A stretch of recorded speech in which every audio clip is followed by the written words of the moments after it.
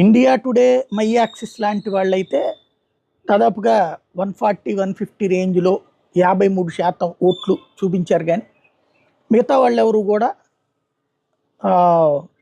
90-120 రేంజ్లో తెలుగుదేశం పార్టీకి వస్తాయని అంచనా వేస్తున్నటువంటి సందర్భంలో కీలకమైనటువంటి అంశం ప్రస్తుతం వినబడుతున్నటువంటిది వాస్తవం కాదో నేను ధృవీకరించటం లేదు. కానీ ఒకటి, వైఎస్ఆర్ కాంగ్రెస్ పార్టీ వాళ్ళని ఎమ్మెల్యే అభ్యర్థులు ఎవరైతే ఇప్పుడు ఉన్నారో వాళ్ళతో సంప్రదింపులు జరుగుతున్నాయి.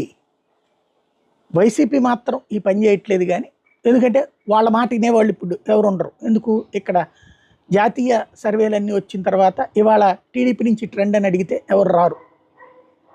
ఇటు వైసీపీ వాళ్ళకు వచ్చేటప్పటికి జాతీయ సర్వేలు